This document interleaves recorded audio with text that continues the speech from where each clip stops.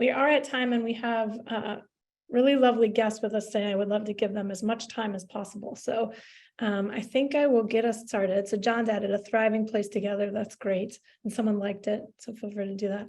I will share that check-in question comes from an article that I was reading about building community. And it talked about how, thank you, Amanda, our wonderful support person, has dropped that into the chat for you. It was talking about how in these days when we so badly want community and we need it, the things that make community stronger, but also the things that we can do. So all of us have influence, even in, and borrowing from the Billions Institute, but our 3 feet of influence. There's things wherever we sit, things that we could do to help strengthen that. And so I really liked it, but it focuses on 3 things that are really important in communities. One is purpose, a sense of belonging, and then resilience. So this idea that, what makes communities strong is that they are there to be supportive in tough times, that they are not stagnant, but that they evolve. But that point about purpose, this quote comes from, so as members of community, people don't just want to lay bricks, they want to build a cathedral, is what the line in that article was. And I thought it was such a lovely image, this idea of being committed to a purpose, so not just working hard. And hopefully this community practice does a little of that for you too. So Amanda, if you could advance for us. So I have the honor of playing MC on behalf of the GRAD partnership organizing partners. And so these are the organizing partners of the GRAD partnership. I'm Kelly McMahon. I'm from the Carnegie Foundation for the Advancement of Teaching. And I have the great honor of working with folks from AIR, the Barr Center, the Everyone Graduates Center, Network for College Success, and the other folks that you see on the screen there. Amanda, if you could move forward. It's great to have you here as well. So you are also part of our GRAD partnership community. If you want to say hi to someone, please pick anyone and just say hi to them in the chat. Again, getting a chance to kind of strengthen and build our ties together, which also makes us more resilient. So there's a lot of research that shows that communities actually increase health, happiness, and effectiveness. So feel free to make a friend.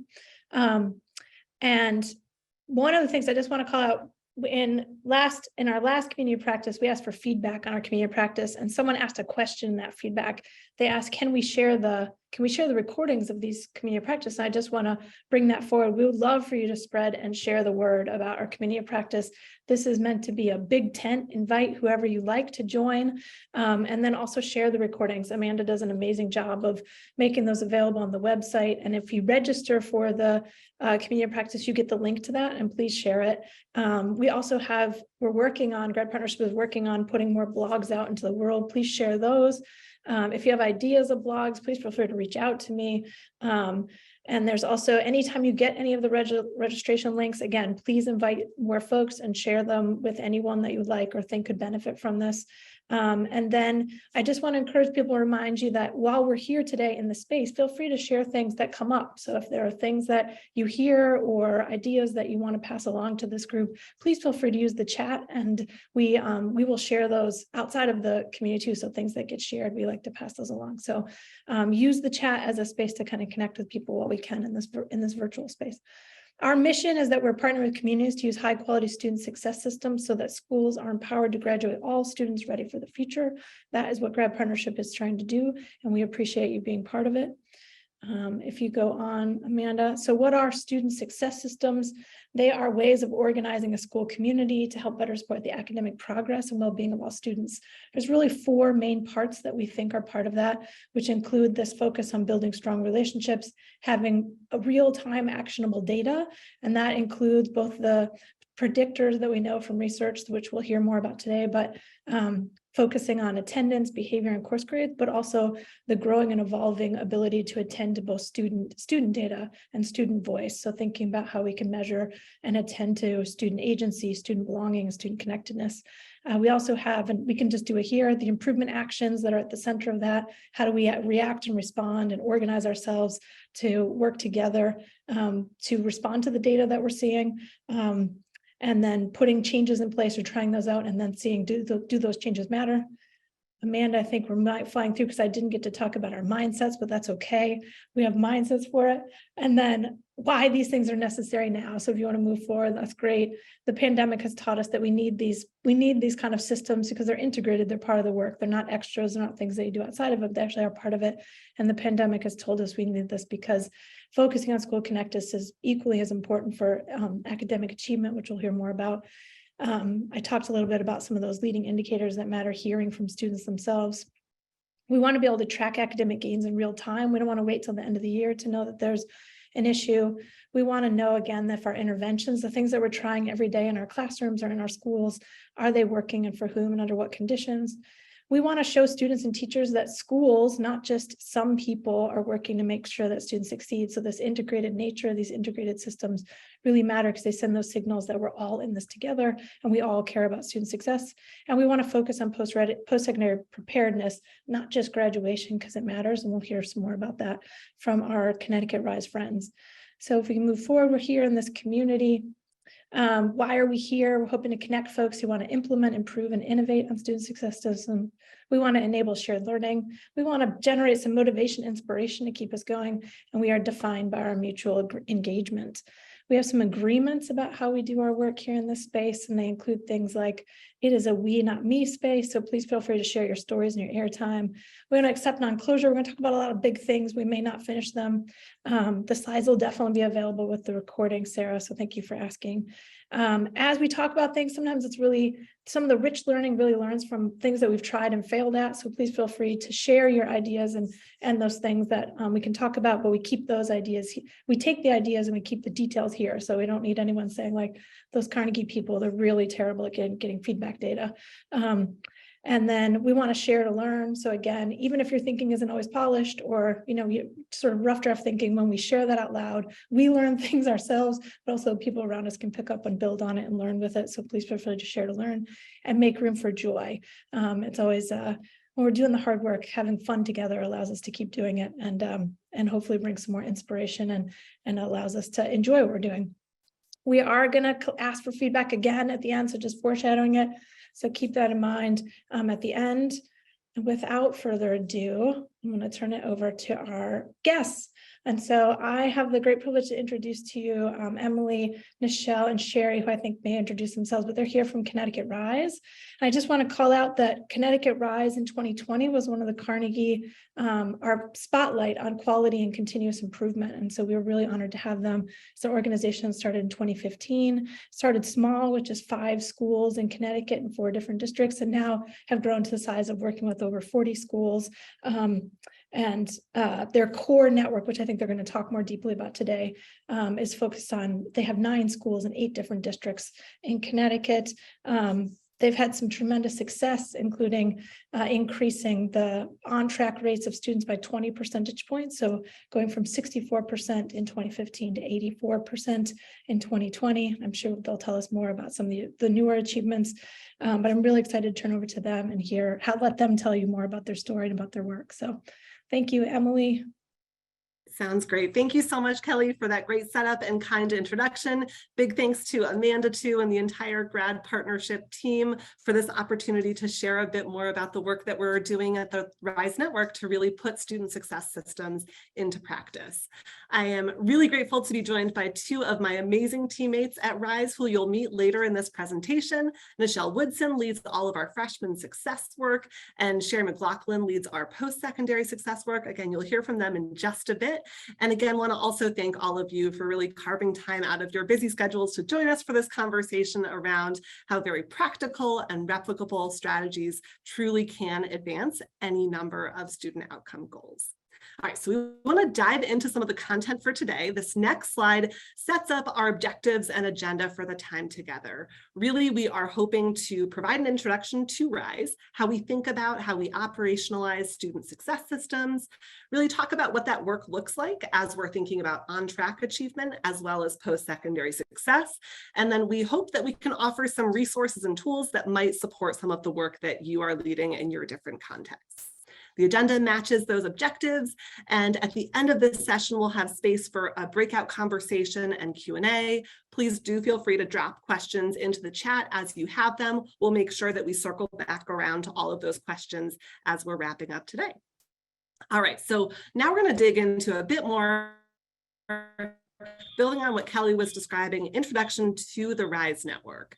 We are a Connecticut-based nonprofit organization, and at our core, we work to facilitate improvement networks, where we are bringing together diverse, talented educators across multiple school communities to really improve student outcomes and work together to close opportunity gaps.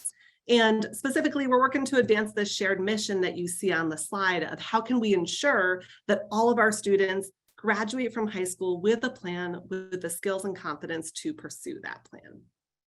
Through the core network and our most comprehensive partnership model, we reach about 13,000 students spanning 9 different high schools. And then through various consulting partnerships that we have, takes us to 30 additional high schools across the state and across the region. All right, so Amanda's going to click and want to call your attention to, in the lower left-hand corner of the presentation throughout the slides, you'll notice different resources pop up, and either during the session, after the session, we would encourage you to access any of those links to learn a bit more about some of the content that we'll share today. On the next slide, a bit more about our evolution over time. Just like our partner schools, we have been on this learning and improvement journey since our founding 7 years ago. So we've expanded our school partnerships, we've launched a variety of different data tools over time, and we wanted to put this in here to say this work didn't happen overnight, and we are still very much learning, growing, striving to improve on a daily, annual basis. All right, so digging into the notion of student success systems, we were invited to present through the GRAD partnership webinar series. We're really excited to do so because we really believe that student success systems are at the heart of the double-digit gains that we've seen across multiple measures. And we'll have more on that in just a bit. Really building systems to ensure that all of our students thrive is at the core of everything that we do, whether we're talking about our work in grade 9 or in the post-secondary space. So what does that mean to us? Really, it is about organizing school systems, structures, practices to advance a specific goal. Also want to talk about on this next slide, what it's not. It's not about pursuing a lot of competing goals all at once. We do that sometimes in education. It's about being super clear about what the North Star goal is. Also not simply about hiring a person to do that thing and check that box and be the interventionist. It's about forming a team and investing in shared mindsets. Also not about making small tweaks around the edges, tinkering with school systems and structures. Instead, really trying to reimagine those core systems and processes so that they function better for students, educators, and families.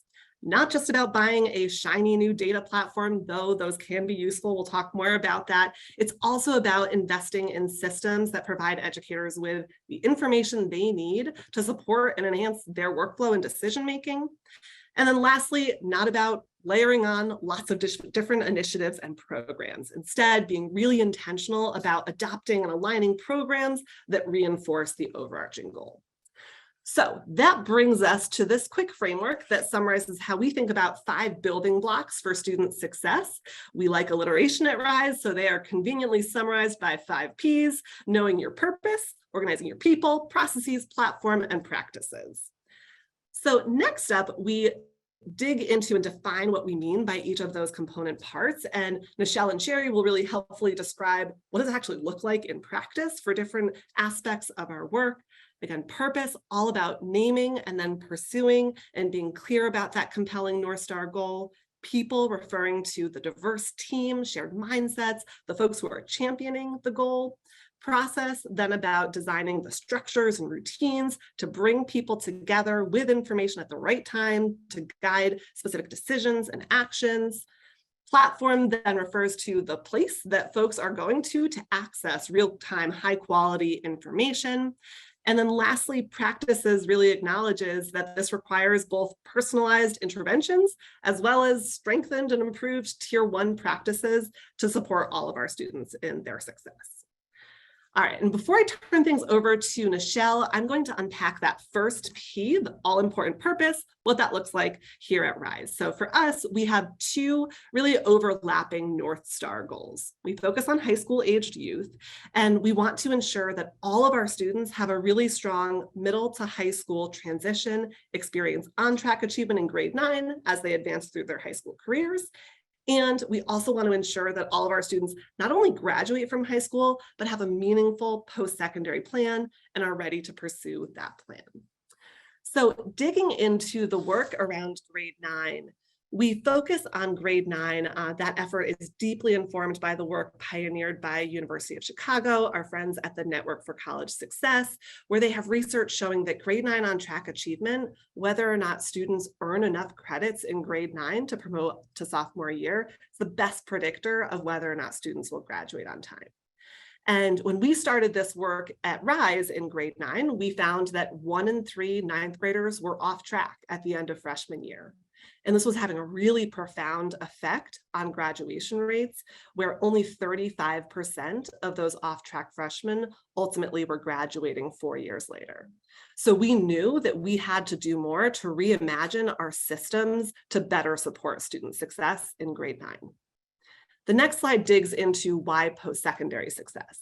So we've also seen, all of us across the country, that the pandemic has decreased enrollment in higher education, though the value of continued education has never been greater. And nationally, we know that those with a college degree have far greater lifetime earning potential, are far less likely to experience unemployment or poverty. And to bring it closer to our neck of the woods, when we started this work, 1 in 5 RISE high school graduates completed a degree 4 years after graduating from high school. So this is really troubling for us because 70% of the jobs in our state require some form of higher education. All right, so that is a bit of an introduction to the why for us, the purpose and motivation behind our work. As I'm tossing things over to Nichelle, would love to invite all of you to reflect and drop in the chat, what is your team's North Star goal? Feel free to drop that into the chat. As you're doing that, we also have some reflection questions. No need to respond to these in the chat, but things to think about as you're reflecting on those goals. Things like, is our North Star goal measurable? Is it equity centered? Is it motivating to folks? Is it movable? Is it actionable and based on research? All right, so at this point, feel free to keep dropping those in the chat. I am really excited to introduce all of you to my amazing teammate, Nichelle, who has been leading our freshman success work here at RISE for the past 5 years to really bring student success systems to life. So Nichelle, over to you. Awesome. Thank you, Emily, for that introduction. I'm like, yeah, 5 years. Time has definitely flown. And again, thank you to everyone here today for joining us for this discussion. So I'm really excited to share how we're investing in freshman success systems that are having such measurable impact on our student outcomes and really closing subgroup opportunity gaps. That's what we're extremely excited about here at RISE, and especially on my team. We found it's critically important to have a team of educators working together to really champion our on-track goals. And that's why we refer to our team of educators who work with our freshmen. My team calls them grade 9 champions. Really making sure that they believe that, and that's the work that they're doing. It's about getting the right group of people on the bus and then investing in shared norms and mindsets. So the research shows that grade 9 is that make or break year. So we need to have some of our best educators in grade 9, and all of our school partners have bought into that hook, line, and sinker. They do an amazing job on making sure those grade 9 educators are the educators that need to be in that grade working with those students. So in each of our partner schools, this requires us to form new grade 9 teams with a dedicated administrator and a diverse teacher group representing core content areas and as well as support staff.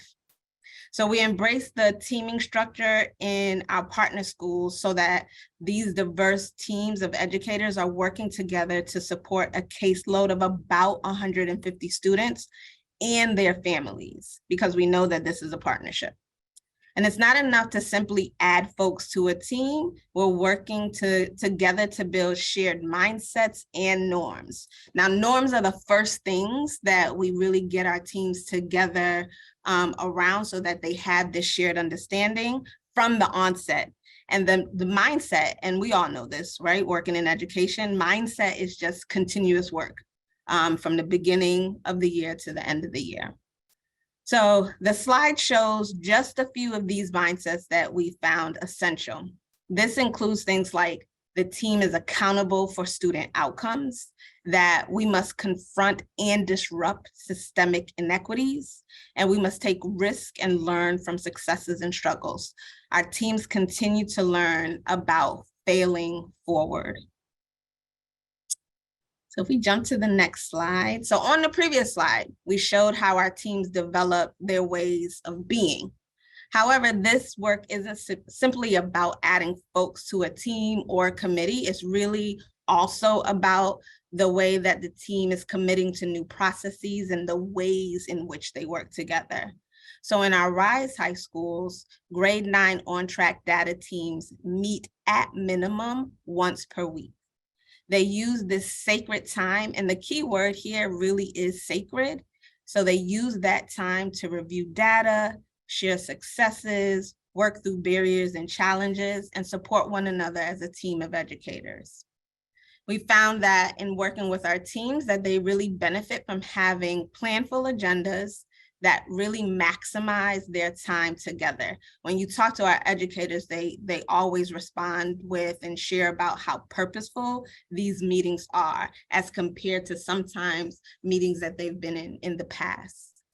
So RISE coaches, those are the women that I work with. They meet with our school partners to map out meeting topics for weeks ahead. And we use diverse protocols to support impactful collaboration as teams. So as a learning organization, we discovered a few years ago that some schools were getting really comfortable with certain protocols and using them on repeat. So it didn't matter what time of the month, quarter, or year we were going in to be a part of the meeting. That protocol was being just used over and over again. I could close my eyes and be in the meeting and tell you what was going to be said next in any of our schools. So this really forced us to step back and reflect on several things. The first thing is we needed to make sure we were understanding what is the focus at different times of the quarter and in the school year.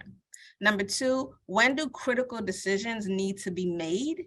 And number 3, when do specific data sets become available? So this led us to create the strategic data calendar that you see a snapshot here on this slide. So the chart shows when teams should look at specific data to guide specific decisions and action. So here are a few examples. We're currently wrapping up our 3rd marking period here in Connecticut, and many of our schools are starting to review the on the cusp data set. So this is a data set that identifies students who are currently failing courses and their grade ranges between a 50 to 59, meaning that a small amount of intervention can really help those students to become on track. When we shift to our 4th marking period, our schools review what we call our sliders and climbers data. That is where they look at students who made gains between quarters 2 and 3, or those who experience some challenges in quarters. So this really allows our schools to study and respond successes and difficulties.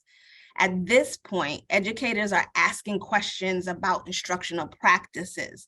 Teams are asking questions about systems, structures, and programming. And they're reflecting on trends and what are the root causes of student behaviors. While the entire team is constantly thinking about and planning for current freshmen, a subgroup of the team will now start to analyze grade 8 data for incoming 9th grade students. So we just actually did this with our teams of subgroups last week with our team. So they're looking at that information to inform summer bridge recruitment, family outreach, and teaming for the upcoming school year. So this calendar almost serves as an overarching curriculum for data team conversations and a scaffold for our RISE coaching with administrators and teachers. I absolutely love this tool, and that's why it's become my team's coaching playbook. This is what we use to decide what we are going to be coaching quarter by quarter. So now I get to speak about the platform. This is a thing of beauty and affectionately known here at RISE as the hub. So we reference data a bit in talking. Emily referenced data. I've been referencing data. So where and how are RISE educators actually accessing data? Our RISE data team developed and refined a custom-built data platform over the past 5 years with deep input from RISE teachers, counselors, and administrators. Every time we're developing a tool, we are making sure that we are working with the folks that are actually going to use it. So we have data sharing agreements with all of our partner districts, which allow us to centralize data from multiple disconnected systems on a nightly basis. The hub provides educators with access to interactive and downloadable student lists, custom tables and charts, intervention tracking tools, student profiles, protocols, and also the strategic data calendar that you saw on the slide previously. And all of these things that are in the hub are things that our educators had been asking for years. So here are a few examples of the hub tools. These right here are screenshots that include fictional data so that we can share the tool without jeopardizing any data security. So first here, what we're looking at, we're starting with a list of grade 9 students with information on their on-track status, their grades, their attendance, demographics, and so much more. And an educator can choose to add or remove the columns based on the areas of inquiry. Data may be used in this view when we're talking about student groups. So in our data meetings, this is usually where our data teams start. So in support of our equity and personalization goals, you can also use the list to really drill down to individual students. So if we click, we are going to look at this student, Preston. So we can see that Preston right now is not currently on track, but he's almost on track.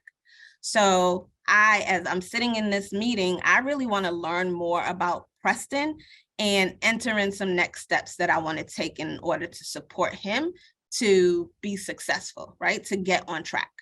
So if I click again, what we're going to see is that once I click on Preston's name, I get a more detailed profile and record, and I'm able to record specific notes and interventions that I want to use to support Preston. This type of access to information and the ability to log and track interventions is critical to student success systems. And it doesn't need to be a fancy system. You can do this in secure ways through things like Google Sheets. And that's actually how we started before we had the hub. We were just in Sheets and doing the same work. So we also recognize that we can't simply intervene our way to success. Right? So the data helps us to pinpoint what's working and what's not working for students and student groups, for individual students and students groups, and also cohorts of students. So this then allows us to develop and pursue new tier 1, tier 2, and tier 3 practices. So this slide just showcases a few of the practices we've developed over time to support the grade 9 work based on the data. So for example, our RISE partner schools have developed a new role called the on-track coaches.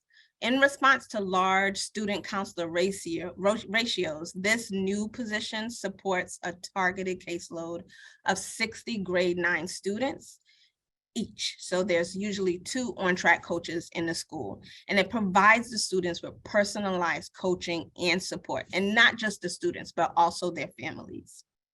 As another example, we also noticed that we could be doing more to engage our students in goal-setting conversation and empower them with information about their on-track status. Now, students across all of our RISE high schools engage in on-track conferences to connect students with a caring adult in a one-on-one setting to discuss their goals, review data, and brainstorm next steps. So as I turn it over to my favorite colleague here, Sherry, to describe our post-secondary, don't tell my other colleagues, I love them too. Emily, definitely Emily too, but I'm passing it to Sherry. Okay, so I want to wrap up by sharing that this work is incredibly replicable and impactful. So this slide shows our impact over the past 7 years. Schools have improved their grade 9 on-track rates from 64% to 81%. And we've seen the largest gains among historically marginalized subgroups. This is what we're so proud of. That's proven that all students thrive when provided the right resources and support. At the same time, we've been seeing the staying power of the investment in grade 9, and our 4-year graduation rates have improved where our statewide rates have remained relatively flat. So we know we have more work to do, right? It doesn't stop here. We haven't like reached the pinnacle or anything like that, but we're so motivated by the results that we're seeing. So that's it for me for showcasing some of our P's that Emily talked about in our grade 9 work. And I'm just super excited to now turn it over to my teammate, Sherry. Thanks, Nichelle. And I promise I won't tell anybody, even the people who are on the call who have already put it in the chat, about me being your favorite. Similarly, we are partners in crime and really excited to be here with you this afternoon. So thank you again for having us. As Nichelle just walked you through the powerful ways that her and her team and our school partners are using student success systems to promote freshman success, I'm excited to share another side. We call them bookends, right? So we bring them to and through our high school. So our focus is really around our post-secondary work. So for me and my team, we apply the same basic principles that Nichelle is talking to you about earlier to advance our goals in post-secondary access and opportunity for all of our students. So we're going to start with one of the 5 Ps, definitely with the platform. Again, I know there were some questions in the chat about the hub, and we can talk to you a little bit about that after the presentation. But again, this was built specifically at this moment. We are utilizing this with our network partners. So one of the key ingredients of having a platform where the counselors and educators can actually access data to support their workflow and collaboration is found within this space. This is a platform that is definitely allowing that communication and access to immediate data that is updated nightly that's supporting our counselors. This is a screenshot, another screenshot of the hub, but it's specific to our post-secondary work with our school counselors and administrators. This is where we can access at the student list. And right here, we're looking at a list of seniors.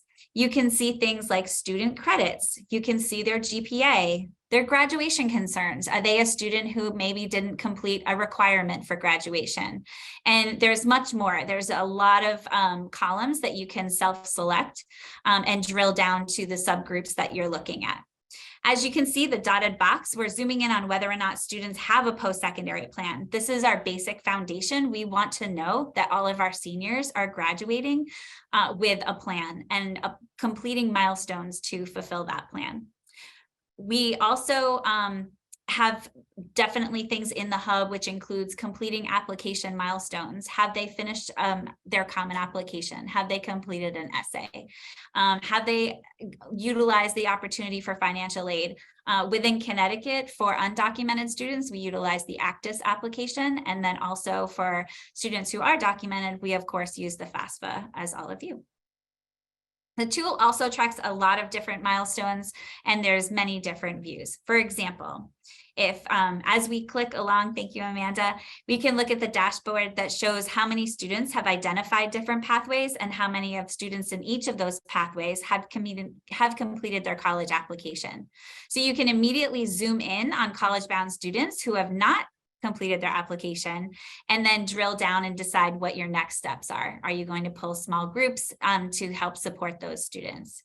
And a good data platform will also allow you to aggregate and disaggregate trend data, as well as student level data, which is what we do with our teams as well. Moving forward, like Michelle's team, we have weekly data team meetings. So by using the hub and our strategic data calendar, there is one also for the post-secondary. We also use information to improve, continuous improvement. One example, it's shown here on the slide, is when we started tracking students that had a plan, so the basic foundation, do they actually have a plan and what is that? We kind of looked at our class of 2021 and said, you know, we're not sure. We're not sure exactly where those students went. Class of 2020, my apologies. The class of 2021, that next year we started tracking, and 80% of our seniors were graduating with a plan. So that's great that we knew that across our networks, 80% of our students had a plan. But what about the other 20%? That's where we kind of were considering, what do we need to put in place to support that? So this tool definitely helps with that. And I'm excited to share that last year we were at 99% as of June 1st with all of our seniors across our network having a plan and moving forward with those plans in their future journey. We also started identifying gaps, right? So improvement areas. We saw a real gap in the FAFSA completion. So we have a plan, but now we have to complete milestones. So who is applying for that free financial aid application? 86% of students plan to enroll in higher education for our class of 2021, but we recognize that only 57% of those students actually completed the FAFSA, which left a lot of money on the table. So we knew that we needed to move forward, and one of the thoughts was, how do we ensure that we can touch base on this strategy, make sure that the number of students that were going on to further education were also completing the FAFSA. So what we did, and we know that it's working, we are seeing some great improvements, was we created a FAFSA task force. This is a new team that focuses solely on FAFSA to make higher education more affordable. This year, we launched the FAFSA task force in all 9 of our schools. Previous years, we had schools kind of piloting this program to see how that worked. Educators volunteer to work as a team to support FAFSA completion. And then we have FAFSA task force members who are counselors, teachers, administrators. And we also, because a lot of our schools have a large Hispanic population, we are utilizing bilingual staff in all of our schools to ensure that language barriers are not barriers to higher education. Each student is assigned a coach. So the educators have caseloads of students, and they work with their students and families to complete the FAFSA, providing the same attention and support that they would receive with any other milestone need. This next slide is kind of talking about the process and systems that have been embraced by this work. So the FAFSA task force meets regularly to discuss the data, celebrate the progress, and share strategies when educators might be feeling stuck. Some of our coaches are new coaches, so we're always providing support to help them help their students and their families. They also meet one-on-one with students and families to work through the FAFSA. We provide training to all the coaches to ensure that they feel confident in providing this support. So building this culture of FAFSA awareness and post-secondary success, schools are also able to celebrate those students as they celebrate this important milestone. And with that, students are able to, around the school, are seeing what happens when you're able to complete these milestones, being celebrated and knowing what's coming for them next. Here are some of the results that we're seeing after just a year of piloting this new approach. This graph is going to show you a year-over-year FAFSA completion rate by month. So by the end of February, FAFSA completion rates had reached 53%, whereas they were at 40% the same time last year. This shows how organizing people and process and the process component of our 5 Ps around a common purpose can really lead to some really powerful results. And that's not the only idea to come out of our post-secondary data meetings that we have. Some of the other opportunities that we've been able to see throughout our network schools is definitely within the post-secondary application campaigns. So we're seeing that schools they are marketing to students and even to younger grades to think through what that looks like to complete those milestones. Working with schools to build simple yet comprehensive checklists for each pathway, and then celebrating students as they complete those milestones within that pathway that they've selected. We also do senior signing day events at the end of the year, and it is a very inclusive event. We don't just focus on college signing day. We are focusing on all pathways, whether a student is going into the military, they're going to a 2-year school, a 4-year school, a trade school, and even definitely the workforce. So anything that a student has decided as their plan, those are being celebrated. For our summer melt texting, we also launched this campaign after noticing that there was a gap in where students had intended on going for a specific pathway, but where they actually ended was not the same. So we started this texting campaign to send graduates text messages and nudges during the summer, right after they graduate. And last year, over 3,000 students received reminders about deadlines and requirements for their specific pathway, so they could, and a person that they could reach out for support. We do hire coordinators, so those coordinators work in the summer to support those graduated students through the summer and into the month of August, excuse me. These are just additional examples of how the teams and the data from the hub and things that we're really digging into are driving equitable supports and excellent student outcomes.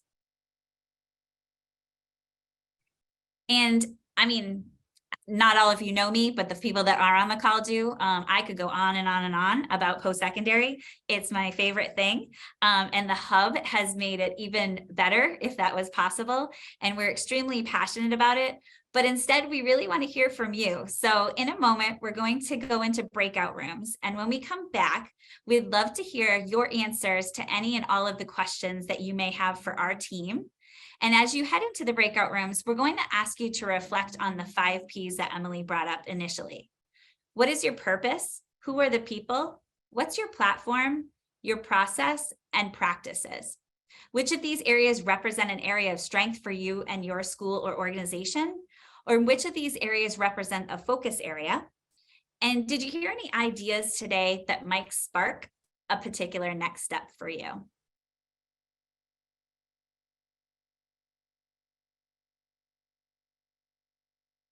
Thank you, Sherry. Really appreciate it. Thank you, Sherry, Emily, and Michelle. It was amazing presentation, so much to respond to, and look forward to giving folks a chance to kind of just react and respond. I also just want to call it, thank you for the active conversation in the chat. Some of the things that we've learned there are about the fact that the Data Hub, this amazing Data Hub, is actually used in 15 schools and across 8 districts, and it's available for more. They're hoping to grow it more. So if you want to learn more, feel free to reach out to Emily, which will learn how to do that in a little bit. I'm reading this out loud because we have this as being recorded. And unfortunately, the people watching the recording missed this really active conversation that is in the chat. So that's why I'm sharing some of those things, because I think there may be others who are curious about it. And then there was also a protocol that was shared for the slider and climber conversation. All right, enough from me. I was sending you for 10 minutes into breakouts to get a chance to just look at those, as they pointed out, their 5 Ps, you know, which is a strength for your team, which is an area that could further strengthen, and what's something that you heard that you maybe want to adapt or try in your context. So, and we'll come back and hear what you came up with or any other additional questions you have. So have fun, take care of each other in the breakouts. We'll see you back here. Well, welcome back. Here come all of our friends. Hopefully people didn't get cut off mid-sentence, but I know that was probably very short amount of time to talk about some really rich stuff and make new friends, but we're glad you're back to be here.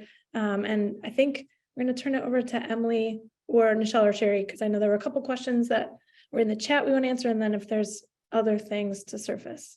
Sounds good. And if you all had aha moments in your small group conversations, or if there's a resource that you are just excited to share with the group, feel free to drop that in the chat. I think there was one question that we missed in the chat, which was a question about, is the hub specific to Connecticut? And one of the great things that we found specifically around the on-track and post-secondary work is that these are pretty universal. So no, the hub is not specific to Connecticut. And there are abilities to customize the hub. So even within the 15 schools that are currently in the hub, Different schools have different on-track definitions and what it takes to promote on time to grade 10. So the tool is customized to flag students that meet the different thresholds and requirements of the schools. And then we found that post-secondary is really universal, of students identifying a pathway and completing the milestones to make that pathway a reality. Okay, what other questions can we answer for you all? Please feel free to throw out questions. Hey, I'll just throw something out. I went to your website, saw that there was like a summer symposium, clicked on it, saw that it was about 9. I guess I'm just wanting to put out to this group, like, I feel like we're on the cusp of needing to have some sort of national gathering where we might get in person, because we did not have enough time in that breakout to talk. And there's so many of us doing similar work. And I think that it's a point, like, I just think it would be a real great benefit to have more time to learn from each other, to collaborate, and to connect in order to kind of coalesce this sort of a national conversation as and to sort of elevate, for school districts and for systems across the country. I'm not offering to plan it, and I'm not putting it on anybody, but I'm just saying, I think it would be, I think we've got this momentum. I think we need to build on it. Yes, I love that idea. And I think it goes back to Kelly's icebreaker at the beginning of like the power of community when we're all working on really complex and important work.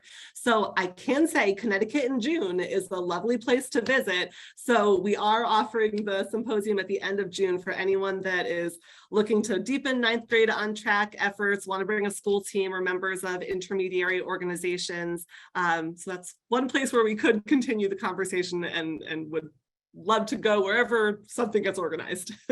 Well, thank you, Saskia. I thank you very much for I appreciate the nudge and the interest and the desires there. And I think it would be on me and my GRAD partnership organizing members to be planning. So I will take the feedback and stay tuned. But again, also there was a request for the link. Thank you, Emily. So the link for the June party where we're all going to hang out in Connecticut together, which I bet is actually a lovely time to be there. Well, Kelly, there's one question around, is Connecticut on a statewide data system? No, we're not. So each of our districts have different information systems. We have unique data sharing agreements with every district. Some are on Infinite Campus, some are on Power School. We also have Navion's College Board. We're taking information from multiple systems and making that work. And how you get that might be one of our sessions that we have at this national conference about how you manage that, because it's quite magical. Thank you. Can I ask one quick question? Emily, do you use gradebook data too, or is it just once the school posts, you do import gradebook data? On a nightly basis, we're getting that from Power School or Infinite Campus, attendance grades, all that good stuff. Thanks, Julie. Great questions. Everyone, I apologize. We're gonna bump up against 12. It has been a fantastic time with you all. I just want to point you to our next community practice, which will be in April. We're going to have our friends from To and Through at the University of Chicago are going to join us and talk a little bit more about some of the great storytelling tools that they've been developed so that they can tell these complex stories of the work that's happening. So if you want to join us, just know it is a different time change. So we had to move the time for that one. So it is a little bit later in the day, 4 p.m. for our Eastern Standard folks. And thank you all for being here. We do have a survey. We also have the self-reflection tool for those that are interested in learning more about student success systems and perhaps doing some self-assessment of what you have going on in your systems or in your schools. If you'd like to pilot this self-reflection tool, please see a link that Amanda has dropped in there. And then we would love your feedback on our community practice. So please take a moment. It takes 2 minutes, probably less than that, to just give us some feedback on this survey, because we love to have your input on how to shape our community or put nudges in there for the national convening that if we stay tuned. So thank you again to Emily, Nichelle, and Sherry for joining us. Thank you to Amanda for running a great ship and keeping us on time and all the things, all the resources available. And thank you all for being here. Look forward to seeing you next time.